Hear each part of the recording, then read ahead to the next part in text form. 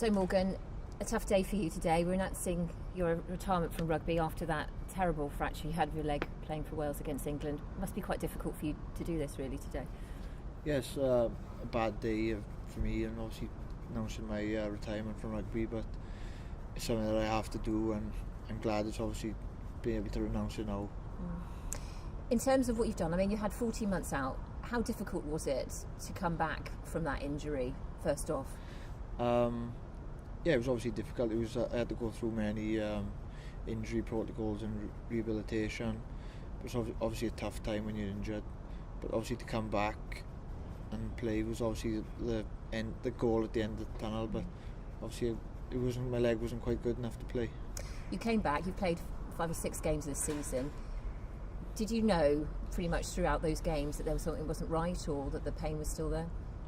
Yeah, I played 6 games, but obviously all the way through my leg was in pain, and I was just trying to obviously block it out. I wasn't obviously playing to my best ability, and it's just I realised then that obviously I couldn't play. In terms of the number of tests you've done, the medical team were doing speed tests with you, strength tests all the time, and sort of managing your workload when you did come back. Was that part of, they were just sort of monitoring how the injury was recovering? Was that part of it?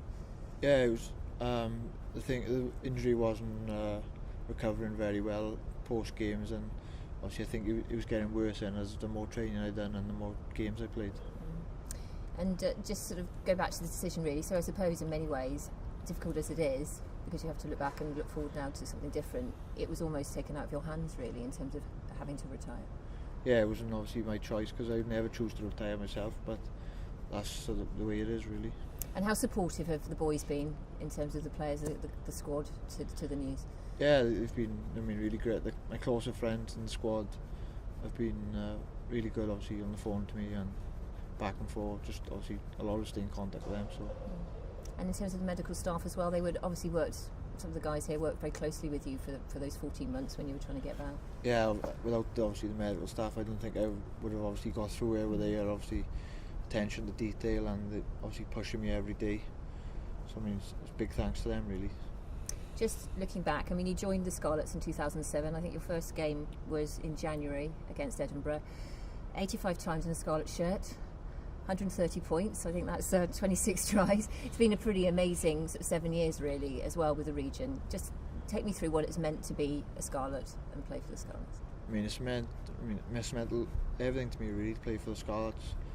Obviously not being from the region and being from, Cardiff, Ponty way, that to be obviously accepted down here and be asked to play for the Scarlets was a big deal for me when I was younger, and to be able to play for them for 7 years is obviously massive big deal for me. Can you remember one of your career highlights? Was it going back to the early part when you joined in 2007? There was one tremendous match. I think it was your second ever game. Yeah, I think the highlight was my first start, but my second game and away in Ulster 19 Cup when we beat them away. And we won 6 out of 6 in the group, Cup group that year, so it was a pretty good season. And other highlights, played for Wales, 8 caps for Wales as well. In fact, ironically, that was when you got your injury as well. Yes, obviously, the World Cup. Obviously, everything you want to do when you're younger is play for Wales when you're playing rugby. So that was a massive honour. Obviously my family and everything was all pretty pleased that I actually got a cap. And I've been some brilliant places with Wales. I've been on tour to South Africa, which obviously was a good opportunity, and so it's been great. Is that something you can take with you when you're having to adjust now to a life outside playing on the pitch? Is that something having all of those experiences and the ability to play for your country and all those great times with the Scarlets, is that something you'll keep very close to you? Yeah, obviously you'll always have the good memories, and just obviously try and forget body injuries and the stuff that's gone wrong during a career. There's no point dwelling on the bad things, just obviously be positive and move on. Will you be here to watch the games for the rest of the season? Yeah, I'll be down for the games the rest of the season, especially I think definitely the Claremont game, and moving forward I'll definitely be down for most of the games. Okay. And in terms of what you're going to do next, have you had any thoughts about that at all, or have you? I'm just keeping an open mind at the minute. I've obviously got a few things in the pipeline, but just speaking to the Scarlets and the WRU helped me along, so I'll just have to think about what I'm going to do. Really, I heard a vicious rumour that you actually started a biochemistry degree. Is that true? Yeah, I did start it, but then the Scarlets offered me a contract, so I thought that rugby was rather than that. Yeah, I thought rugby was easier than doing biochemistry. So not going back to college to finish that off, do you think? No, definitely not biochemistry. Okay. And just another word for, obviously, a real favourite, very popular with our supporters, namely probably because of all the tries you've scored, but also in terms of what you bring to the field and what you have brought to the field and to the Scarlets jersey. What's it been like to be in this stadium, and presumably at Stradey as well, in terms of the crowd and the supporters that we have here? Well, Scarlets are always renowned for having good supporters and noisy crowd. Obviously playing at Stradey was obviously the hairs on the back of your neck was standing up when you run out in the stadium. Obviously when you play here and there's a full crowd, it's brilliant.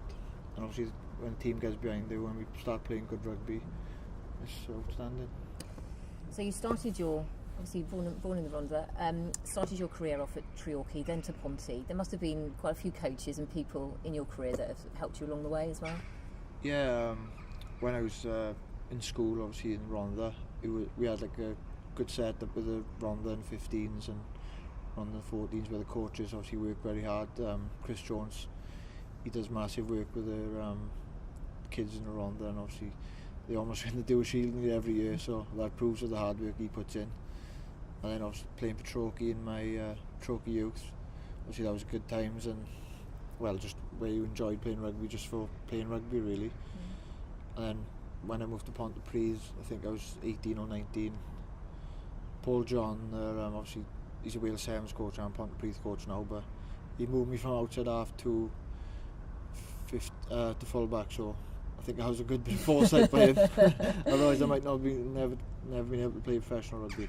And then obviously numerous Scarlets coaches and Llanelli RFC, because you were a Principality Player of the Month, I think, or Player of the Year in your first season with Llanelli. Yeah, obviously once I moved down here then it was moving on to the next level, and all the coaches you work with try and work on your skills and try to make you a better player. Obviously playing for Llanelli before I played for the Scarlets was obviously massive, because it was obviously a stepping stone to actually getting into the Scarlets team. But then when Phil Davis gave me the chance to play for the Scarlets, obviously I was chuffed and it was great. And so a lot of people have really, I suppose, influenced you, and also your fellow professionals, obviously a lot of good friends in rugby as well. Yeah, I'll take a lot away from playing rugby, and I'll have loads of friends moving forward that I'll keep in touch with forever. You're in the team, we have been in the team, and you're going to be following and supporting it for the rest of this season while you sort of look at new avenues. How good is this team when it works and it's all together? Well, it's obviously proved since the beginning of the season that we can obviously play and compete against the best teams. It's just obviously sometimes it doesn't always click into place and work out, but we're still close to the playoffs, so I think obviously we've got to aim to get in the playoffs for the end of the season. Obviously some tough games coming up, but there's no reason why we can't get into the playoffs. Well, I think probably all our supporters and all our colleagues here at the Scarlets, we're really sad to see you go, but stay here for the rest of the season to keep supporting us, and we'll obviously see you around. But thank you for everything you've done as well for the Scarlets. I know all our supporters want to say that, and we hope that you have whatever you choose to do going forward, it's really successful for you. Thank you. Cheers.